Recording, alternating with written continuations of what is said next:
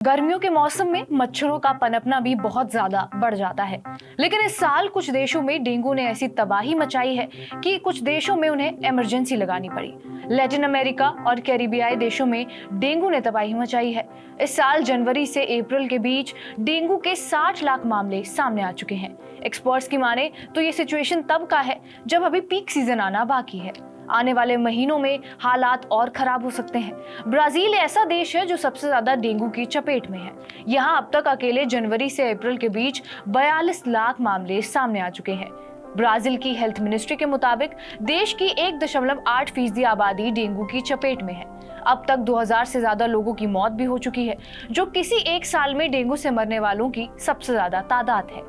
अब रॉयटर्स से मिली रिपोर्ट के बारे में भी आपको बता देते हैं। समाचार एजेंसी रॉयटर्स की एक रिपोर्ट के मुताबिक ब्राजील के 26 राज्यों में से ज्यादातर में इमरजेंसी घोषित कर दी गई है। आर्मी ने मोर्चा संभाल लिया है और जगह जगह फील्ड हॉस्पिटल बनाए जा रहे हैं ताकि मरीजों का इलाज किया जा सके। आलम यह है कि मच्छरों से बचाने वाली दवाएं, मॉस्किटो कॉइल जैसी चीजें आउट ऑफ स्टॉक हैं।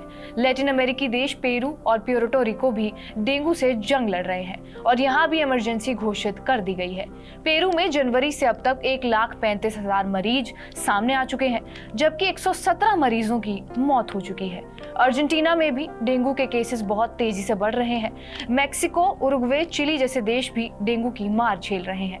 यूएन की संस्था पैन अमेरिकन हेल्थ ऑर्गेनाइजेशन की माने तो ब्राजील, पराग्वे, अर्जेंटीना, उरुग्वे ऐसे देश हैं जो डेंगू की भयंकर चपेट में हैं। लेकिन इन देशों में डेंगू का इतना कहर क्यों है? दरअसल इसकी सबसे बड़ी वजह बढ़ता तापमान है।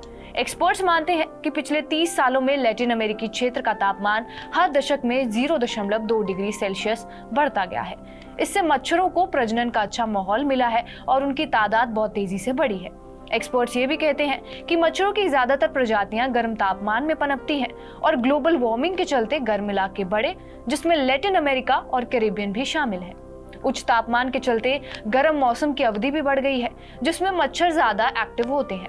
द इकोनॉमिस्ट की एक रिपोर्ट की माने तो लैटिन अमेरिका और कैरिबियन में ऐसी बहुत कम जगह है जहां सर्दियों में तापमान 15 डिग्री सेल्सियस से नीचे आता है। इस टेम्परेचर पर मच्छर अपने आप मर जाते हैं। अब लैटिन अमेरिका और कैरिबियन में जिस तरीके से डेंगू ने कहर बरपाया है, ऐसी स्थिति में डेंगू के टीके की आवश्यकता पहले से भी बहुत ज्यादा महसूस की जा रही है।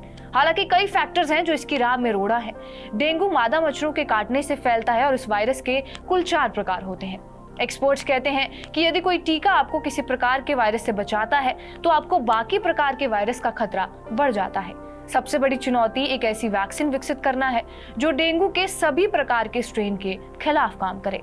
हालांकि वैज्ञानिकों ने ऐसे टीके बनाए हैं जो चारों प्रकार के स्ट्रेन से रक्षा करता है, लेकिन ये बहुत महंगे हैं और लिमिट भी है। बहरहाल आपका इस खबर पर क्या कुछ कहना है, हमें कमेंट बॉक्स में जरूर बताएं।